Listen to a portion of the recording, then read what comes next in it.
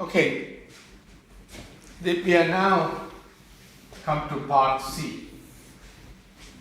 Part C is just a implementation guidelines. We have already probably implemented, but if you want to do some checking with the values, I've given you some ideas there.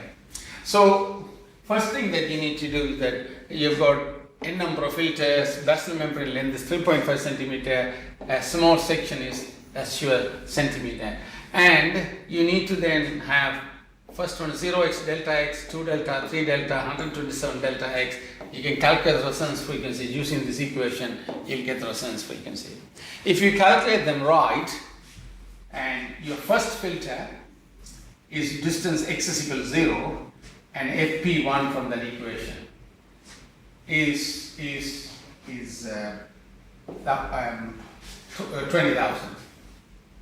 And then you do the FP2, and that's that. And third one is that one. So like that, you have got 128 frequencies. The last frequency is 96 hertz. You can go further down, 128, 29, 130 if you want. And then if you take the ratio between this one and this one, or this one and this one, or that one and that one, they're equal. The ratios are equal because you can just do a cross check to see whether the ratios are equal. The reason we are taking equal segment. And then we need to get the resonance zero, which is the notch filter. How do you do that? As I said to you, we're going to keep the fixed. FZ equal to 1.0429, that times the FP1. So take the FP1, FZ1 is 1.0.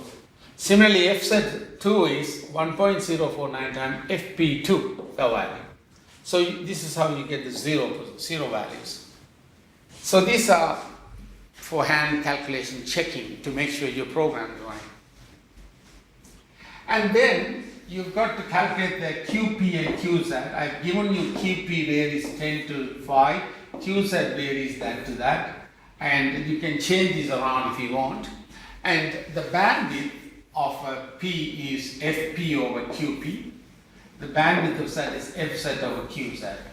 If you do a calculation for the filter 1, frequency FP is that, QP is that, bandwidth is that, FZ is that one, QZ is that one, and the bandwidth Z is that one. You need to use this value to calculate the coefficients. Second filter is a similar. And if you go to 128th filter, you know the frequency, you know the Q value, and the Q value from 10 to 5.5 linearly changing. Here 22 to 12 linearly is changing. This is QZ, this is QP. You should have this table, and you will find that if you have implemented right, you get all these values. Right. Next one. The next one is your digital filter implementation. So knowing all these values, omega P and this one's, omega Z and this one, you use this equation. You calculate that one and that one first, and then substitute here, you get A1 and A2. Calculate this one and this one second, and substitute here, you get B1 and B2. This is for filter 1. Similarly, filter 2, filter 3, filter 4, you have to keep doing. Every time you do one filter, and then QZ omega Z changes, QP omega P changes. And the next one then, determine the 3 dB cutoff frequency. 3 dB cutoff frequency, we can say the low pass filter 3 dB cutoff frequency, whatever FZ multiplied by 1.4. We made it as constant. So very easy to do that.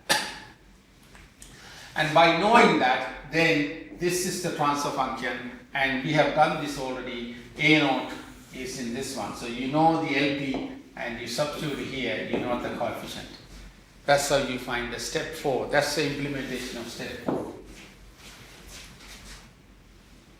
Once you are done, step 5 is the implementation of the filters, starting with the filter number 1, frequency, QP, QZ. We already calculated them. If you use the right equation, right programming, you will find the value of K, G node, A node, GP, B1, B2, GZ, A1, A2 for filter 1 using the previous slide. Similarly for filter 2 and so on for filter.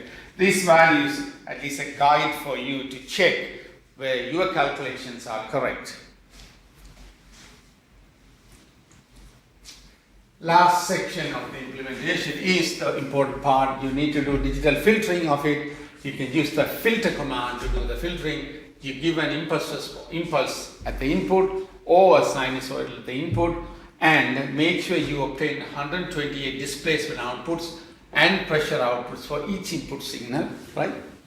And store them in the matrices as rows and columns. So you can say your matrix will be 128 output versus that's time, the samples, that's frequency, that's the values of a membrane displacement, one matrix, and you can have another matrix of same thing, but it's pressure, this is time for the input. You give sinusoidal input, look at spatial differentiation, you can do time differentiation, here if you want it, and then given a signal sampled at 8 kilohertz, what changes you have to use, think about it. So this is just the implementation step, and just give you an idea of if you have done the implementation correct, you will be able to match the characteristics I showed you in part B.